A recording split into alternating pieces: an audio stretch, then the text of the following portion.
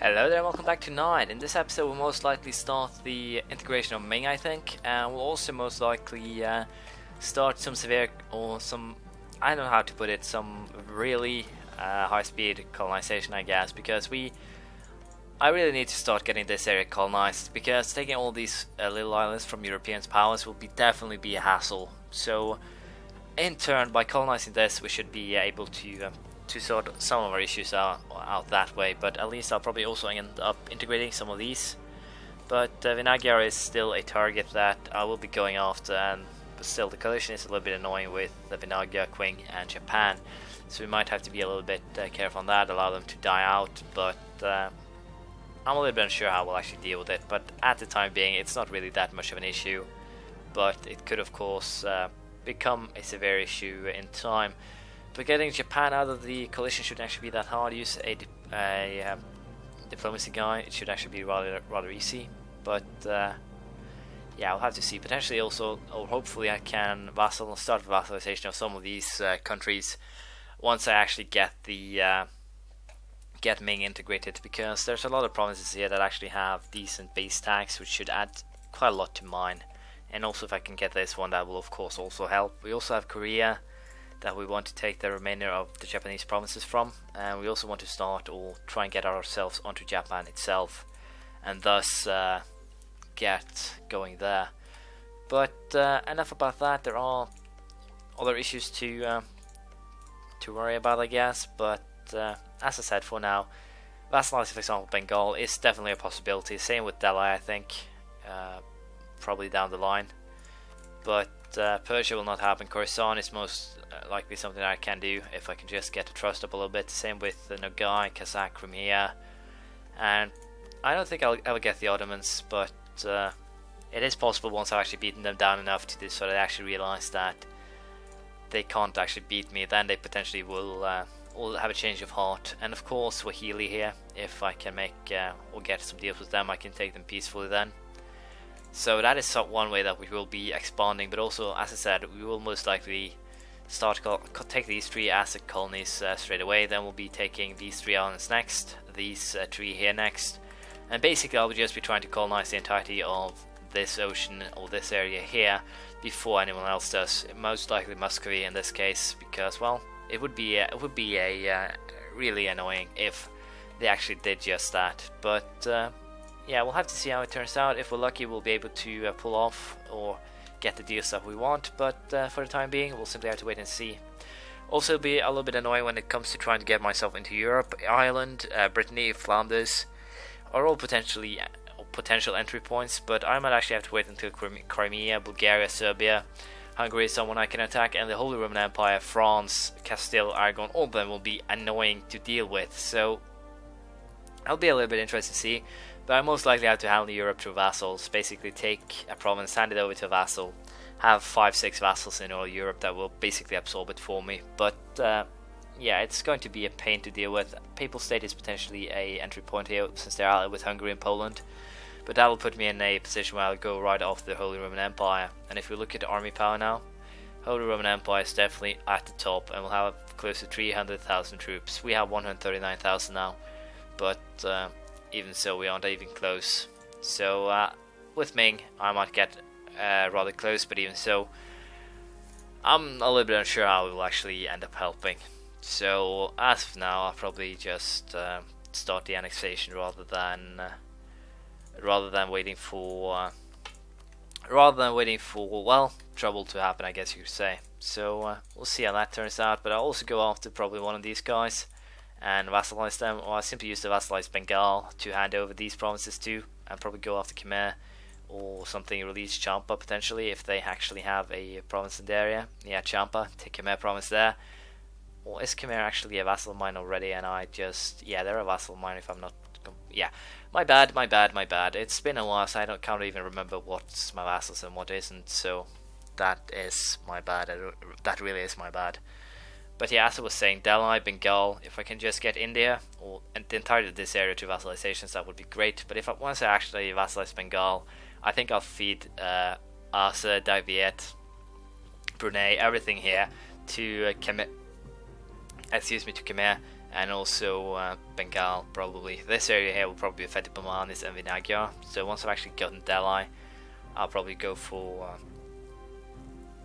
straight for an annexation. But Kazakh and Nogai I'll probably keep around for a while, simply for the purpose of having them eat up Muscovy for me. I think we'll see it. We'll see how it turns out. I have plenty of time left as it is right now, but I'm a little bit worried that I'm still behind schedule. So we'll see how it goes. As you can see, we're most likely to kill war in Persia. Goal here will be to take or hand over these provinces back to Iraq, but also try and take a couple of provinces to feed them with as well, and thus grow them. That is the plan. We'll see if we can pull it off. But yeah, there are a lot of things that needs to be dealt with here. But we'll see what it ends up with. But for now, I'll most likely declare war once these guys get into position, and that should help out quite well. I also started the integration of Ming. We're missing one province, but it should be fine even so. And well, I'm a little bit unsure if I can actually support rebels here. That would give Mongol patriots nothing that will actually help. So I think I'll actually wait. It doesn't actually matter if I simply have to call this on my own or something. It should be just fine even so. It'll take a little while, of course, but we'll have to see. Declaring war here will of course end up with everyone in the coalition joining in. Tibet, Vinagya and Japan. Not a good thing at all. So I'll be sending one diplomat here to improve relations with Japan in the hopes that they will leave. I don't care if I can actually get into war with them before the time runs out. We'll have to see. I also started trying to get some colonization going here. I'll keep this fleet down here so I can kill off the natives on this island here. If not, I'll not be able to get the colonies going, I think. But as I said, I'll be most likely declaring war about now. So we'll see how this goes. It should be a very simple victory, and it should be able to give me a land bridge to the remainder of Asia. So with that in mind, we'll be trying to pull off a victory here. Got admin tech 13, which gives some production efficiency plus 10%, and also we have done pretty well in the war so far.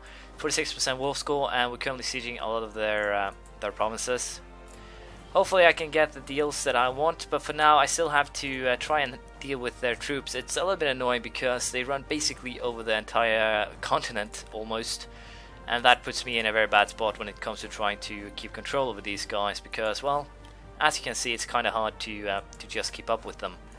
But I'm trying, and we'll see if we can get what we want here. It's still, as you might imagine, a little bit annoying to try and follow these guys, but there's not really that much we can do.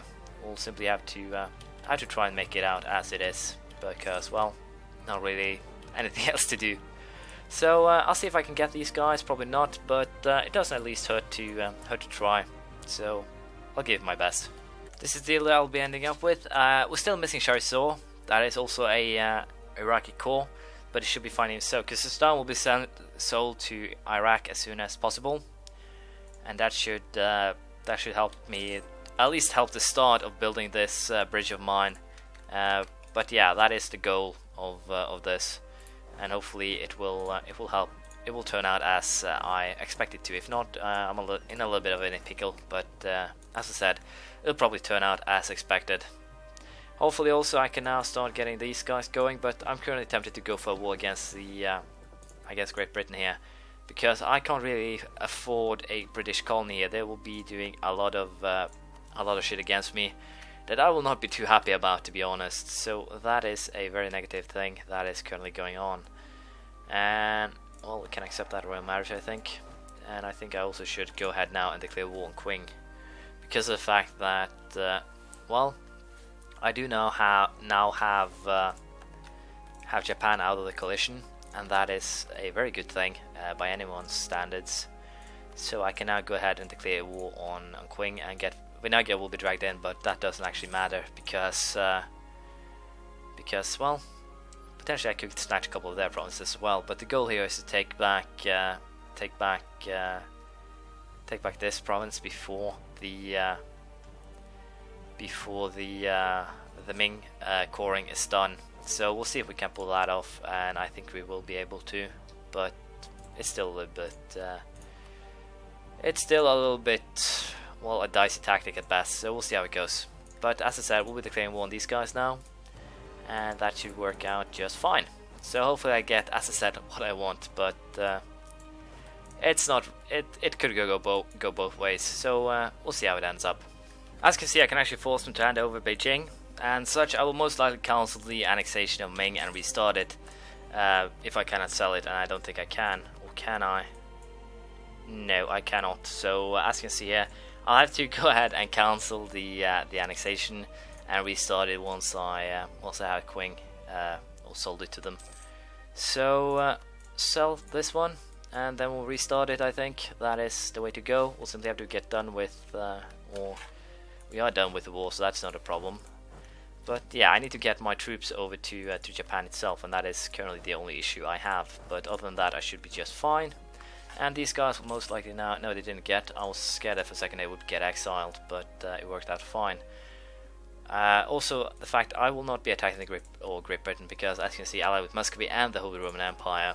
And as I said, that is basically what I fear will have ruined this game for me, because we are only a well, we are pretty far in, but even so, the fact that all this has formed in 200 years is quite ridiculous in my opinion. The Holy Roman Empire with Lithuania, basically Hungary, Poland is still online, but it's still quite ridiculous that I actually managed to form it that fast. But yeah, that is basically the negativity of this type of game. I think I can vassalize these guys if I actually get that once Ming is actually part of me. So I'll be able to go ahead and run marriage and get deals and all that, and hopefully then I can vassalize and annex Ming or Fez and Morocco at the same time.